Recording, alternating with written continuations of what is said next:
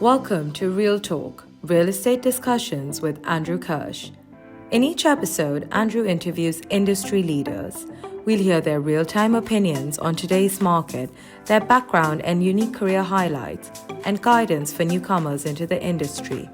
You can find this show at scholarkirsch.com and on YouTube, LinkedIn, Apple Podcasts, Spotify, Google Podcasts, and more. Now here's the host of Real Talk, Andrew Kirsch.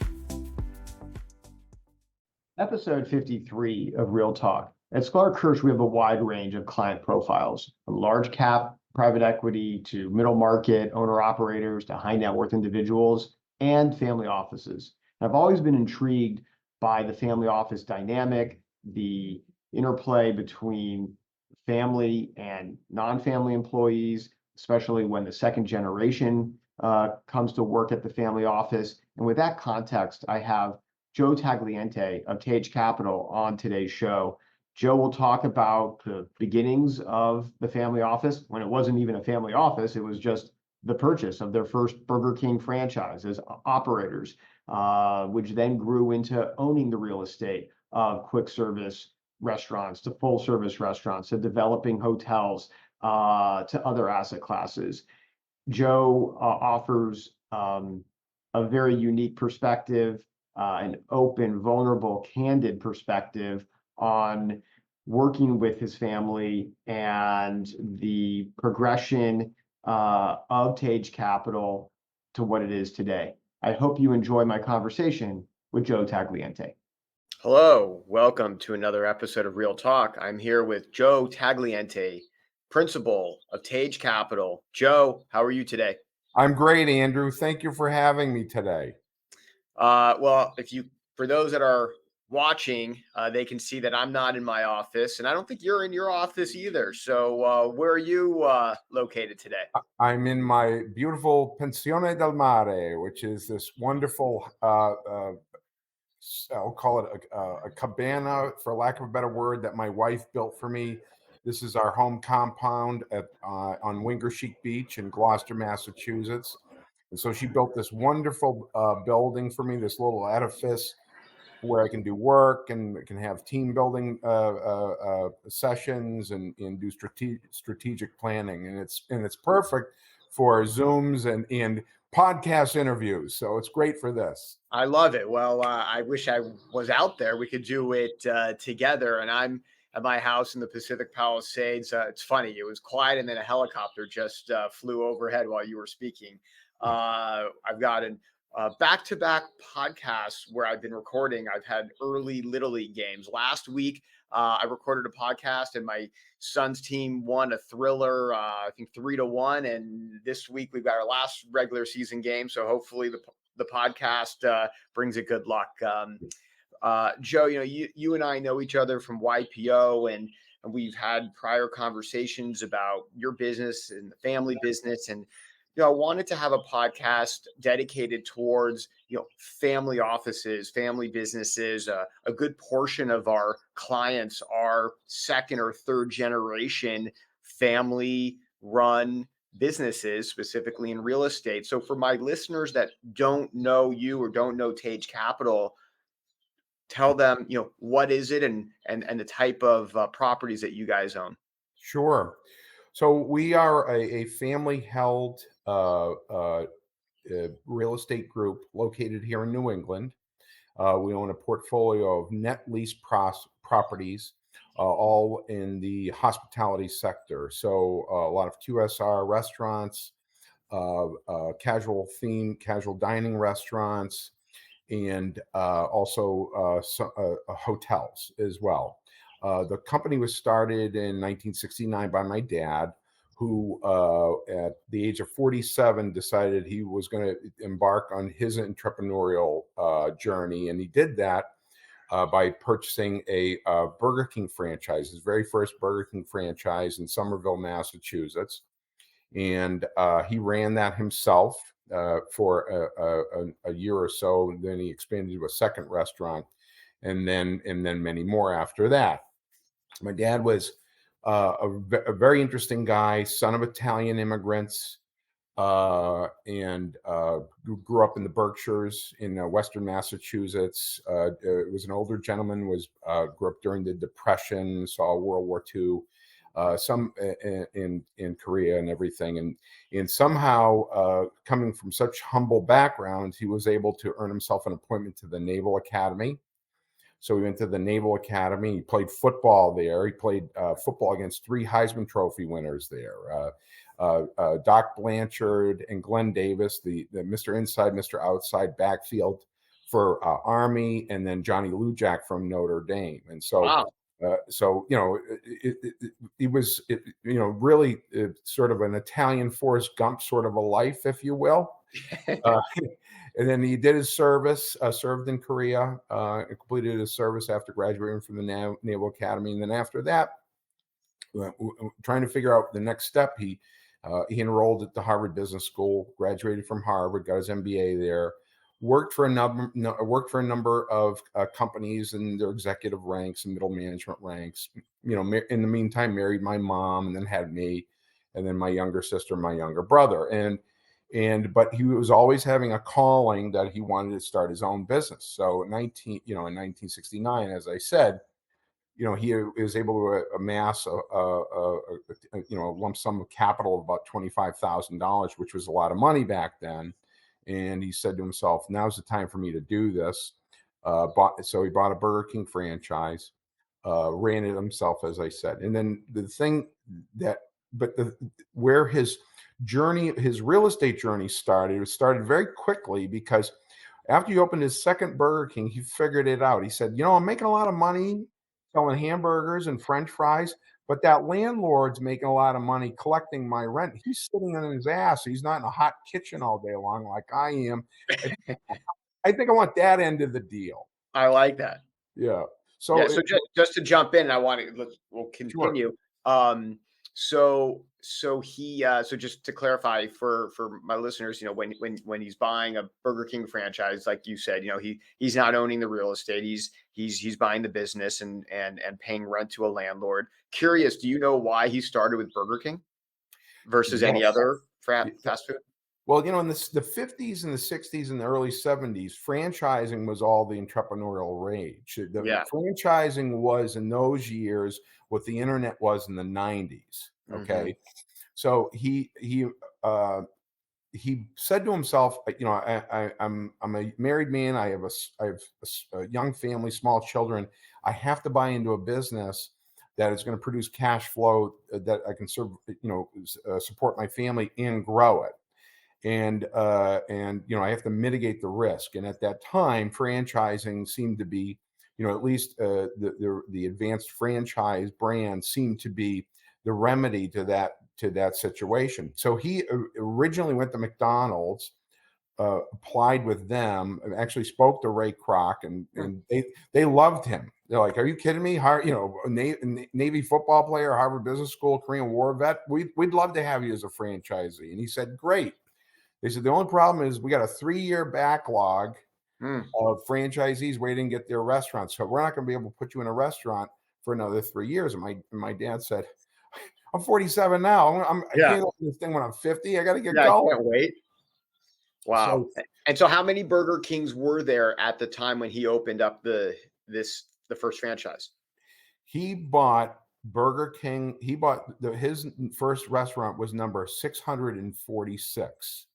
And so they give every restaurant a number, and it's in the lineage. So you look now, there's something like 18,000 Burger Kings around the world, and our first one was 646. So wow, really early on. Yeah. All right. So continue with the story. So he goes and buys the second one, realizes the landlord's not slaving over a hot stove. He's just collecting rent every month. Right. Exactly. So he's just collecting rent. And I guess that second landlord was seeing how well he was doing in that second Burger King. The second Burger King was located on Tremont Street in downtown Boston, across the street from the Boston Common, which is Boston's version of Central Park. And it was the first restaurant in the United States. It was opened in 1972. That was the first restaurant, the first Burger King to break $1 million in annual sales in the United States. So that was quite a milestone, not just for my dad, but for the company. And the landlord realized, geez, this guy's got a hot product on his hand, and he was giving my father a little bit of a hard time, saying, I'd like to modify the lease. I think I should be getting percentage rent, something like that. And so, my father said, no more landlords for me. I'm going to be my own landlord. So it took him about 6 years after that before he found a location that he thought was worthwhile to purchase. And he was looking, it was like a treasure hunt for him, because it was going to be, he had never bought any real estate other than the home that we lived in at the time. He had never owned any real estate. So this was going to be his first commercial real estate purchase, and he wanted to make sure he got it right.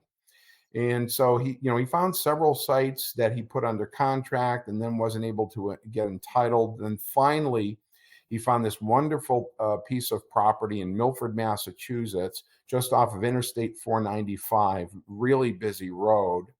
And it was 3 acres, and it was owned by the Catholic Church, the Archdiocese of Massachusetts. And so my father was able to square a deal with the bishop, and he bought the property, and he was able to get it fully entitled and get it built. And he opened that in 1978, so 6 years after he had opened Burger King number 2. And after that, he was rolling. And from 78 to 1982, 83, 84, he opened a total of 7 more Burger Kings on top of that, got his chain up to about 9 restaurants. And then when I graduated from college, I went to work with him, and we built another, I think, 4 restaurants, 4 Burger Kings together. So when we were at our peak, we had 14 Burger Kings. Where Which you also owned the real estate as well. Exactly. That's exactly right. We had 2 properties that were leased that we had no choice but to lease them. One of them was in a subway station in Cambridge, Massachusetts. So obviously we couldn't buy that property. And Now, how common is it for franchisees to own the real estate as well? well, I'm finding, so not only am I a real estate guy, but I've also been a sort of a student of franchising. And at one point, I actually taught hospitality franchising at Boston University. And so I'm very fortunate that I've made a lot of friends in the franchising world, not just Burger King franchisees. I have a great friend here in New England who's a Domino's franchisee, another great friend who's a Panera franchisee. And so, and we exchange notes. And what I have found is that for many of them, uh, you know, real estate is something like, yeah, I really want to focus on running my restaurants. But for others, they see the benefit, like my father and I and my family does. That it's great to have this underlying asset that supports your business, but is really is hard, it produces income and appreciates, and is inflation resistant. I mean, I personally can't think of a better investment than real estate. Sure. It brings me back about 15, maybe 10, 12 years ago. Before I started my firm, we were representing Apollo, the private equity company, who had just purchased or taken private Carl Karcher Enterprises. Yep. And Carl Karcher Enterprises owns Carl's Jr. and Hardee's and I think Green Burrito. And their first business plan in owning this company was divesting all the real estate and entering into long-term triple net leases. And they did not want to sell it as a portfolio. And I think it was about 200 locations throughout the United States. And we did individual sale leasebacks mostly to 1031 exchange buyers throughout the country. Right. Interesting business model. They took that I guess trapped equity that they viewed it and didn't value the real estate as much as real estate Right. professionals. So you amass about 15, 16 locations you're owning, you're operating. Right. And then what happened? What's the rest of the story, or the next So, chapter, I should say? so as I mentioned, I had gone to work with my dad, and I went to the Cornell Hotel School, and so I studied hotel administration and hotel development, and that was actually part of the sort of master plan for the family enterprise. And the reason why I say that is because that 3-acre piece of property that my father had bought from the archdiocese had this wonderful location, but 3 acres is huge for a Burger King. So my dad ended up only using half of it. And then the second half, he and I were always, collaborating and brainstorming. What are we going to do with that other half, that other acre and a half? And then as I was approaching college and deciding to go to Cornell, the idea came up of us perhaps building a hotel, and that's what we ended up doing. We investigated the possibility of doing a franchise brand. So we looked at Comfort Inns and Red Roof Inns and things of that nature, and they were all fine. But my dad said, he goes, what do you think of us building our own concept? Okay, and we'll call it Tage Inns, our family name. Yeah, I mean, we could have called it Tagliente Hotel, but the guy who made the sign says, if you call it Tage Inn, I can cut you a better deal. I can cut it in half. So,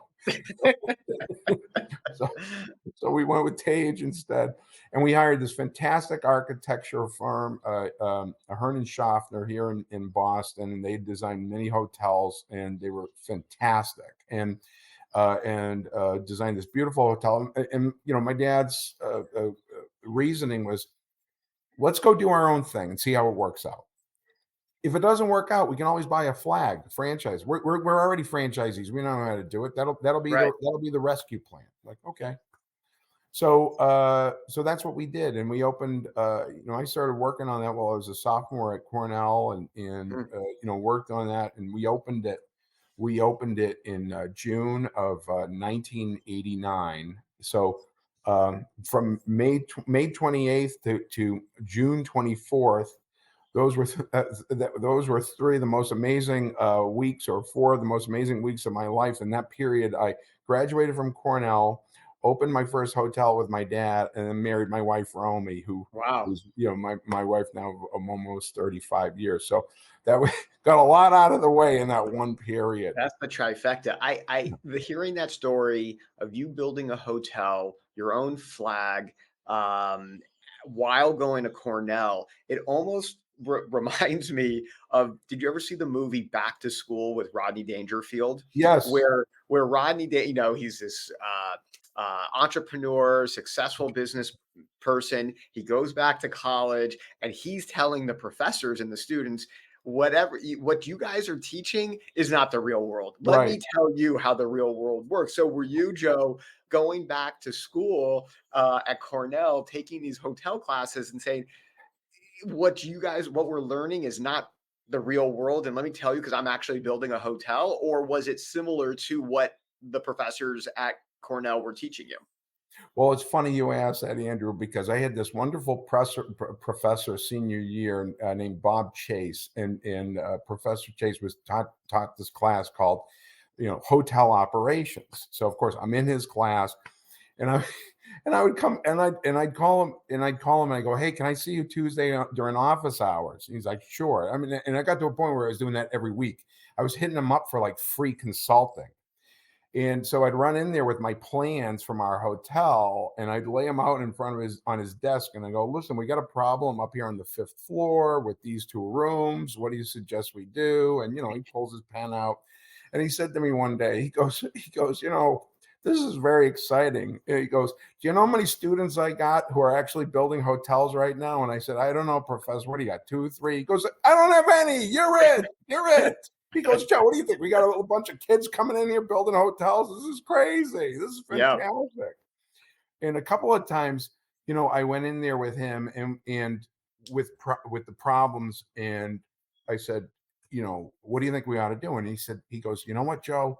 Let's take this to class. And so we would go into the classroom, and lay it out on the table. All the students are gathering around the table and they're looking at it, and free flowing ideas. I go home that night, call my dad, like, Dad, this is what we ought to do. And we didn't have Zoom back then. We'd have conference calls with the architecture team and so forth. So very, very, very interesting and exciting stuff. And I look back now and I go, wow, that was crazy, but it was exciting.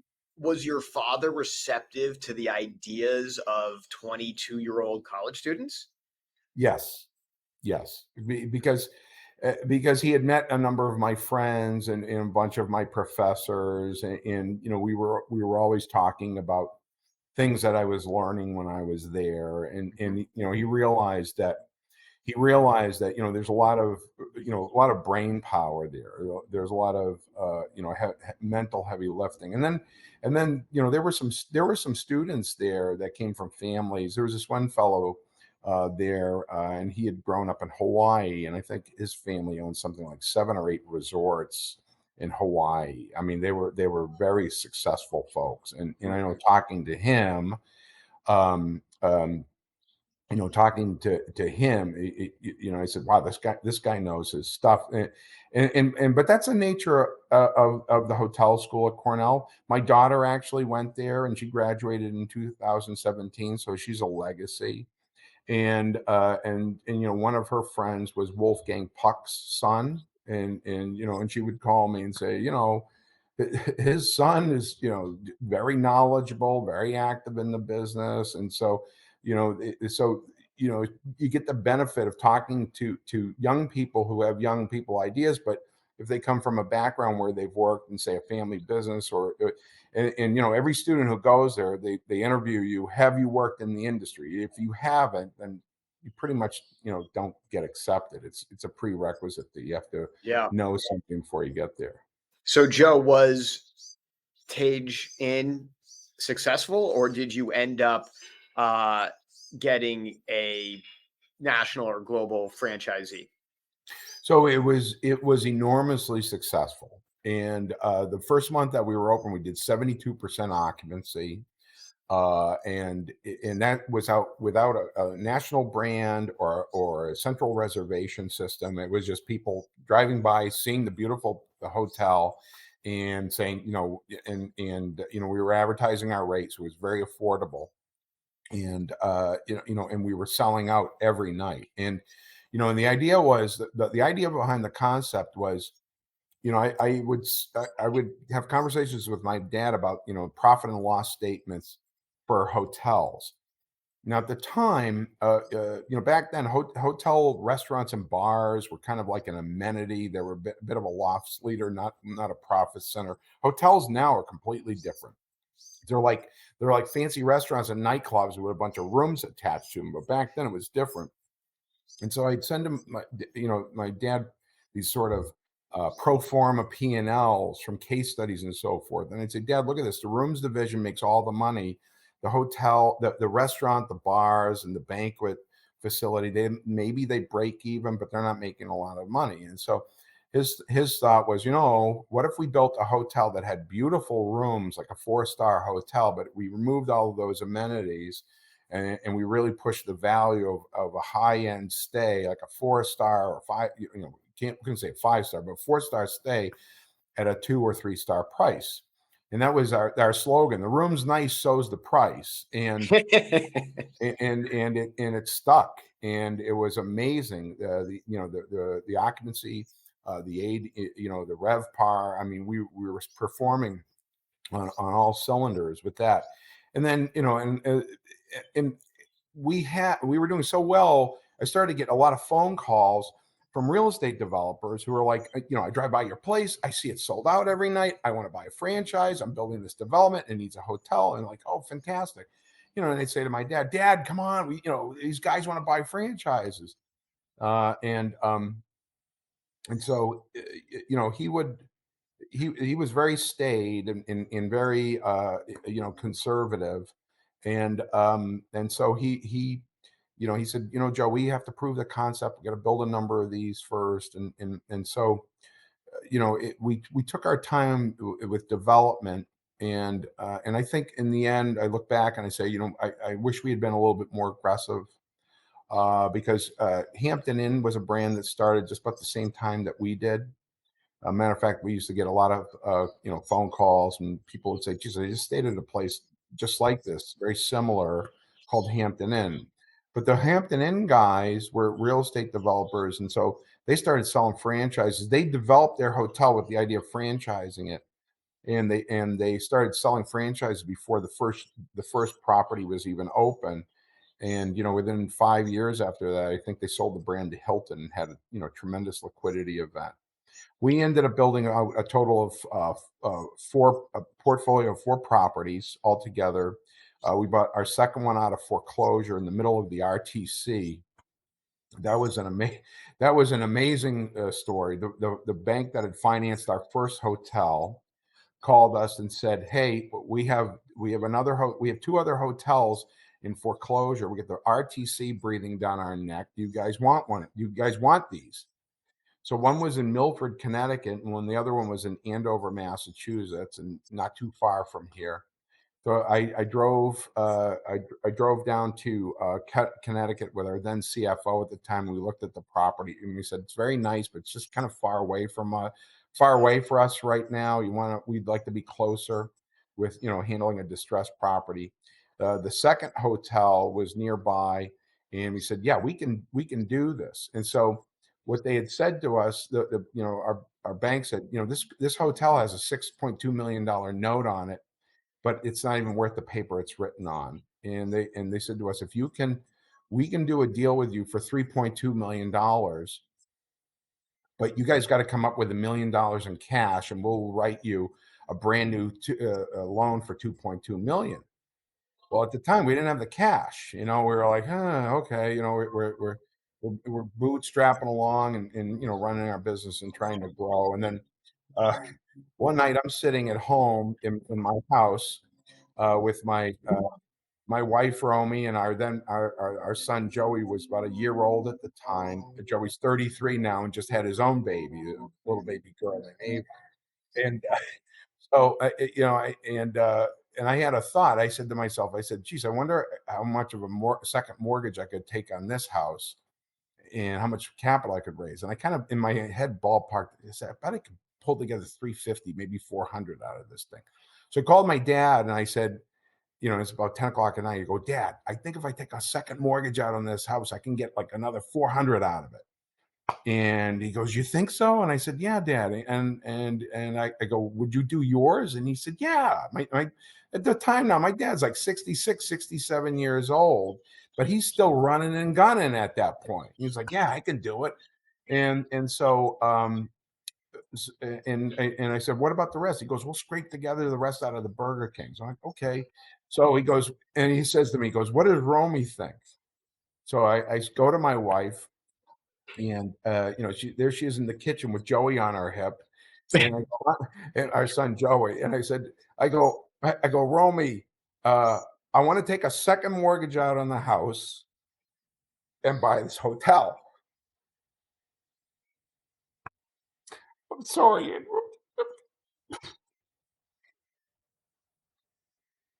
It's all right. Take a time. This is an amazing story. Of how, I mean, this is entrepreneurism at its finest, and the decisions that a family has to make to take chances. Well,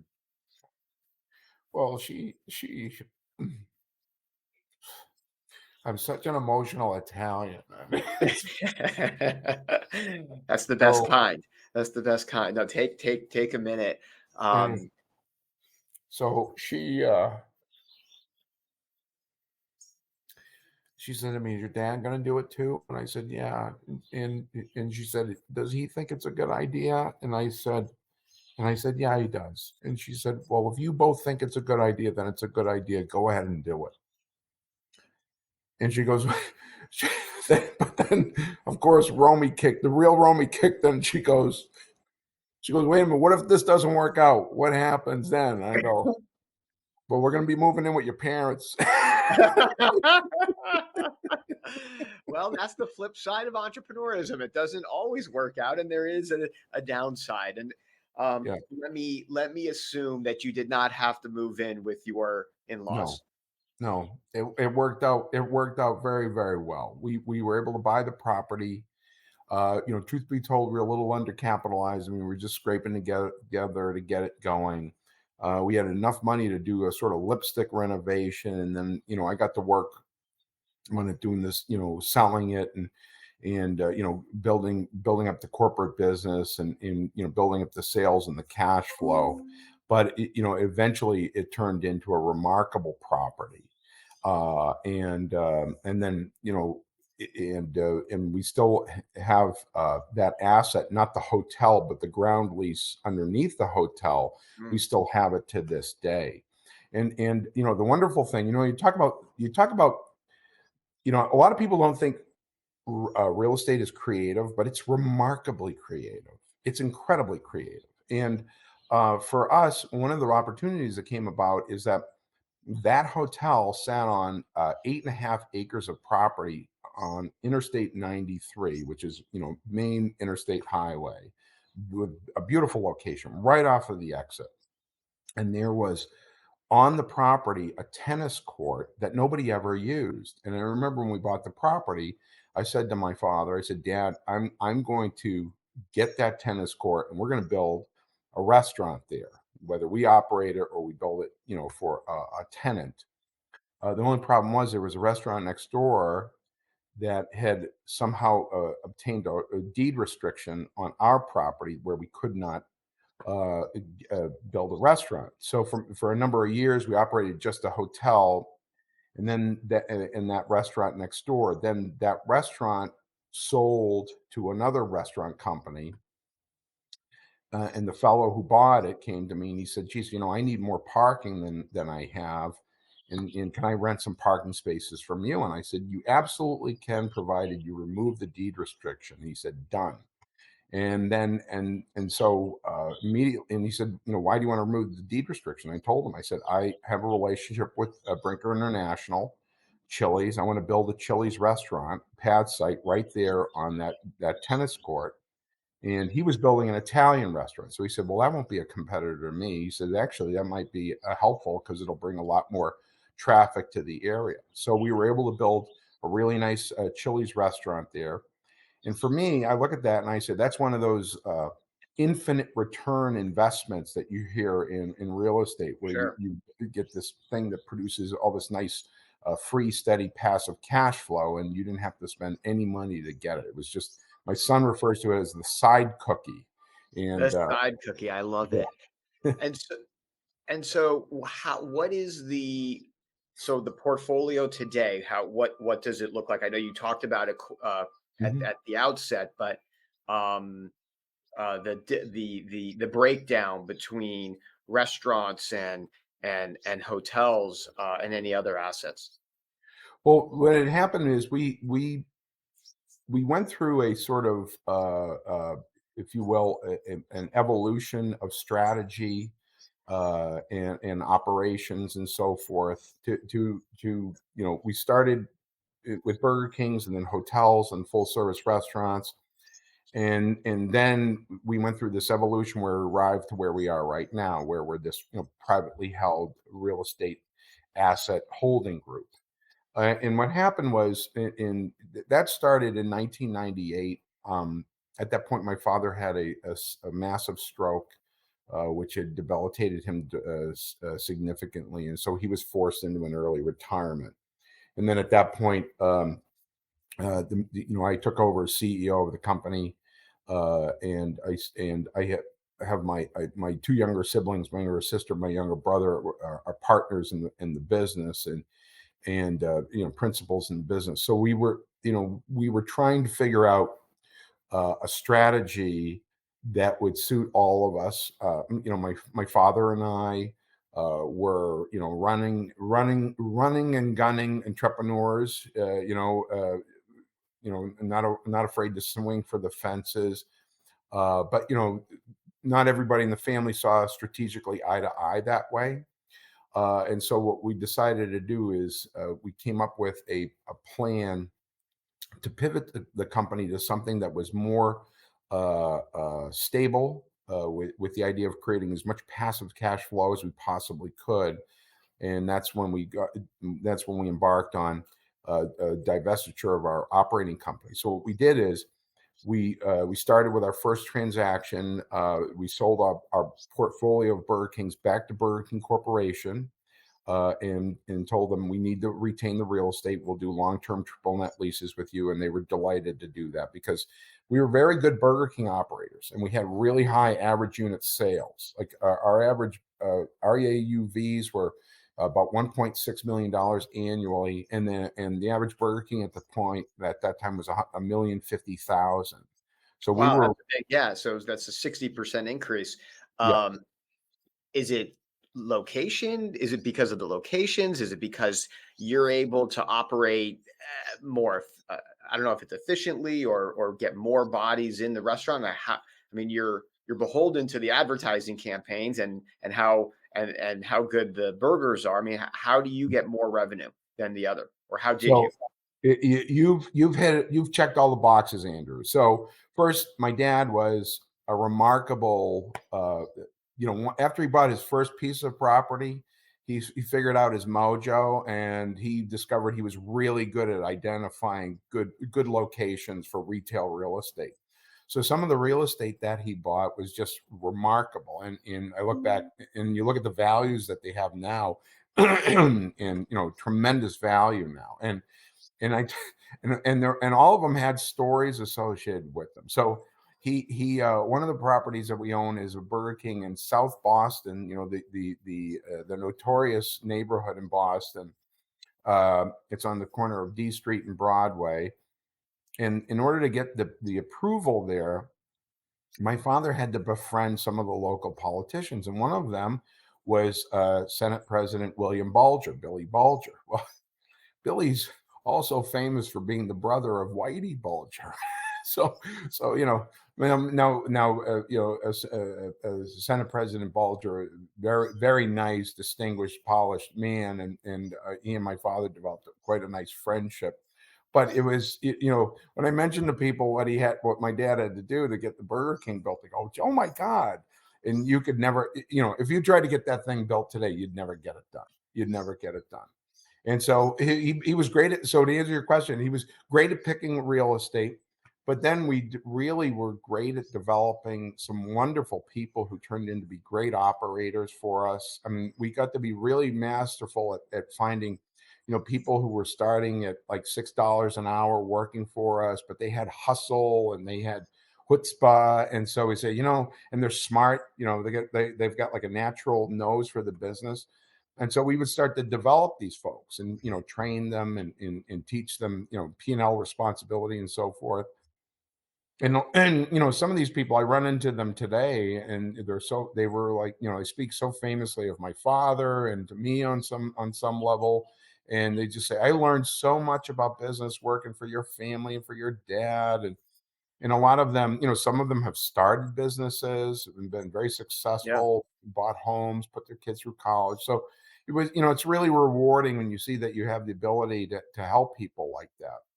But my dad was obsessed with the local store marketing as well. He said, he would say, if these advertisements that Burger King does produce anything, we're gonna make that. That's just gravy. We're gonna be the kings and the queens of our own destiny. And so, Right. every little league team there was, every Boy Scout dinner, every single thing you can imagine, we were there in stride, and it was really amazing the effect that it had. Yeah, no, absolutely. Did you or have you taken outside money, outside investors? Nope. No, To, no, pardon me. And did I you think have that was you ever? Yeah, did you ever think about partnering with or syndicating deals or partnering with private equity to even grow even bigger than you are? I that was something that was a point of debate frequently between my father and I when we were building our hotel company, because we would be approached by venture capital firms, private equity firms who were like, we see what you're doing with this brand, and you should be going national and so forth. And my dad had this very strict no partners rule. And I'd say, and I'd say, Dad, why don't you want to do partners? And you'd say, because once you start taking on a partner, they're going to tell you what to do and how to do it. And then they're going to take control of your business, and then you're not going to be able to have control. So, in retrospect, I think it's unfortunate because I think our hotel business could have been something really spectacular. I mean, that was really the intention, was to build it up to a certain number of properties and then launch a franchise program and make it a national chain. And we weren't able to do that. And I've had people ask me sometimes, you ever think about going back into Burger King and buying back into Burger King and raising private equity money? Private equity has developed this tremendous presence in fast food. Sure. As I alluded to the deal that I worked on, several years ago with Apollo, Yeah. and many others. I want to be respectful of your time. Sure. I guess, my last substantive question regarding the family business, or working with family, working with your father and having other employees that are not family members, that don't share your last name. What is that dynamic where you're in your 20s, you're graduating Cornell, other employees see, and maybe you didn't have other employees at that time, but knowing that, here's Joe, he's going to be taking over for the father at some point. How is that interplay between non-family employees and the family with respect to running a family business? Well, it's very important, and it takes a special sort of a person to work in a family business and serve with a family. And I say serve because I think a lot of these people are stewards. They're stewards, and you want to have people who are loyal, and they're smart, and they're just good, decent people. And I think back about when my father had his stroke. I was 32 years old, and he was in the Mass General fighting for his life. Here we go again. Sorry, but and there were people around me who they were a lot older than I was, and they had been working for my father for years. And they said, you can lean on me. So, those folks are very important. And as far as the interfamily dynamic goes, there were times that my dad and I were kind of, knocking heads, maybe not seeing eye to eye on things. And these people would act as, intelligent intermediaries, and and be helpful, be a sounding board, or try to be a voice of reason sometimes. And they were very helpful. But I think if you want to be, if you're a member of a family business and you want it to succeed, you need two things: patience and vodka. What's more important? Yeah, exactly. So Yeah, which one, the patience or the vodka? Oh gosh, patience that is while funny. drinking the vodkas. Yes. Oh, Joe. Well, look, we could go on forever. I know I was taken aback when we were speaking about, the history of your business, and obviously family business is raw. It's emotional, as we could see from this podcast. And I just Yeah. want to thank you so much for your candor. I know my listeners will really appreciate how open and candid you have been. And it is truly the American dream of listening to this story. And I'm glad you were able to come on to the podcast and share it. Well, thank you, Andrew. It's been a pleasure and honor being on your show. I've been a big fan for a while, and you always do a great job. And I was just absolutely honored when you asked me to be a guest. And thank you for having me. Absolutely. We could go for hours here. So, Joe, I know you're a big Boston sports fan. So, good luck to the Celtics, the Bruins in the playoffs. Yeah. My LA teams are out of hockey and basketball. So, I'll root for you guys. Okay. Well, there's always the Dodgers, Andrew. Well, that's my pride and joy. I mean, they always get to the playoffs and fall short, except in a COVID shortened season where nobody could go and watch them play. So that's the worst of all evils there. But Joe, thank you so much. Have a good rest of your day, and best of luck to you and your family. Same to you, sir. You've been listening to Real Talk, Real Estate Discussions with Andrew Kirsch. You can catch prior episodes at scholarkirsch.com and on YouTube, LinkedIn, Apple Podcasts, Spotify, Google Podcasts, and more. Thank you for your positive reviews, comments, and for sharing the show with others.